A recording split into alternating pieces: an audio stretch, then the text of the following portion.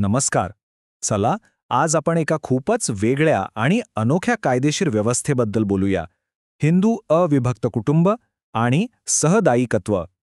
ही एक अशी प्राचीन व्यवस्था आहे जी आज आपण अगदी सोप्या भाषेत समजून घेणार आहोत. जरा विचार करा, अशी मालमत्ता जी कधी विभागलीच जात नाही पण पिढ्यानपिढ्या एकाच कुटुंबाकडे राहते. हाच तर मूळ पाया आहे हिंदू अविभक्त कुटुंबाचा. चला जरा खोलात जाऊन बघूया हे नक्की काय आहे. तर ही व्यवस्था समजून घ्यायची असेल तर आपल्याला दोन महत्त्वाच्या गटांमधला फरक लक्षात घ्यावा लागेल. एक म्हणजे संपूर्ण कुटुंब आणि दुसरं म्हणजे त्या कुटुंबातले मालमत्तेचे खरे हक्कदार, म्हणजे एक प्रकारे भागधारक. तर सगळ्यात आधी येतं ते अविभक्त हिंदू कुटुंब. म्हणजे काय? तर एकाच पूर्वजापासून आलेले सगळेच्या सगळे वंशज, त्यांच्या पत्नी आणि अविवाहित मुलींसहत. आणि गंमत अशी आहे की असं कुटुंब अस्तित्वात असण्यासाठी त्यांच्याकडे कोणती मालमत्ता असायलाच हवी असं काही नाही. हे बघा, अविभक्त कुटुंब म्हणजे फक्त मालमत्तेचा संबंध नाही, ते त्याहून खूप मोठं आहे. ते एक सामाजिक युनिट आहे जे अन्न, पूजा आणि मालमत्ता या तीन गोष्टींनी एकत्र बांधलेलं असतं. खरं तर हे नात्यांचं एक खूप मोठं जाळं आहे. आता येतो दुसरा आणि खरं तर जास्त महत्त्वाचा गट, ज्याला म्हणतात कोपार्सनरी किंवा सहदायिकत्व. हा ना, अविभक्त कुटुंबाच्या आतलाच एक खास छोटा गट आहे आणि यात फक्त असेच सदस्य येतात ज्यांना जन्मतःच वडिलोपार्जित मालमत्तेत हक्क मिळतो. हे समजायला एक सोपी आयडिया आहे. समजा अविभक्त कुटुंब म्हणजे एक पूर्ण कंपनी आहे, तर कोपार्टनर्स म्हणजे सहदायिक हे त्या कंपनीचे खरे शेअरहोल्डर्स आहेत, ज्यांच्याकडे मालकी हक्क आहेत. म्हणजे बघा, फरक अगदी स्पष्ट आहे. प्रत्येक कोपार्सनर हा कुटुंबाचा सदस्य असतोच, पण कुटुंबातला प्रत्येक सदस्य कोपार्सनर नसतो. कोपार्सनरीचा संबंध हा फक्त आणि फक्त मालमत्तेच्या हक्कांशी येतो. बरं, मग या शेअरहोल्डर्सना म्हणजेच कोपार्सनर्सना नक्की कोणते कायदेशीर हक्क मिळतात? चला तेच बघूया. हे आहेत काही महत्त्वाचे हक्क, जसं की मालमत्तेवर संयुक्त ताबा ठेवण्याचा हक्क, वाटणी मागण्याचा अधिकार आणि उदरनिर्वाहाचा हक्क. याच अधिकारांमुळे त्यांना त्या कौटुंबिक संपत्तीमध्ये एक पक्कं स्थान मिळतं.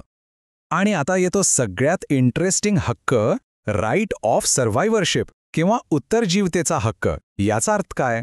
तर जेव्हा एखाद्या कोपार्सनरचा मृत्यू होतो तेव्हा त्याचा मालमत्तेतला हिस्सा त्याच्या मुलांना किंवा वारसांना मिळत नाही. तो आपोआप बाकीच्या हयात असलेल्या कोपार्सनर्समध्ये वाटला जातो. कमाल आहे ना? यामुळे काय होतं तर त्या गटाची मालकी आणखी घट्ट होते. आता प्रश्न येतो की एवढ्या मोठ्या कुटुंबाच्या मालमत्तेचं व्यवस्थापन कोण करतं?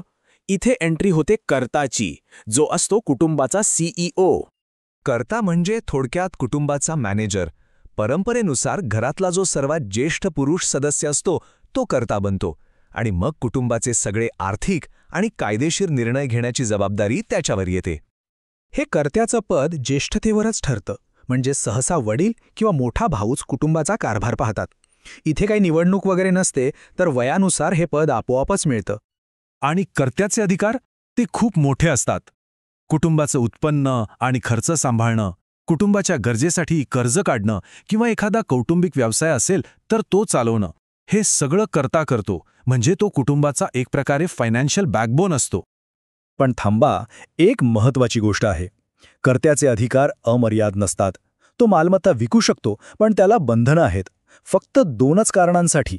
एक तर कायदेशीर गरज असेल तर, किंवा ते संपत्तीच्या फायद्याचं असेल तरच. त्याचा प्रत्येक निर्णय हा संपूर्ण कुटुंबाच्या भल्यासाठीच असायला हवा. बरं, मग आता पुढचा प्रश्न. हे जी संयुक्त मालमत्ता आहे ती कधी विभागली जाते की नाही? तर विभागली जाते आणि त्या प्रक्रियेला म्हणतात वाटणी. जेव्हा वाटणी होते तेव्हा ती एकत्रित मालकी संपते. म्हणजे वाटणी होईपर्यंत कोणाचा नक्की किती हिस्सा आहे हे ठरलेलं नसतं. पण एकदा का वाटणी झाली की प्रत्येक कोपार्सनरचा एक ठराविक हिस्सा निश्चित होतो आणि तो त्या भागाचा स्वतंत्र मालक बनतो. आता एक इंटरेस्टिंग प्रश्न. एकदा वाटणी झाली म्हणजे झाली का? की काही खास परिस्थितीत ती पुन्हा रद्द करून नव्याने करता येते? चला बघूया. तर काही विशिष्ट परिस्थितीत वाटणी पुन्हा उघडता येते.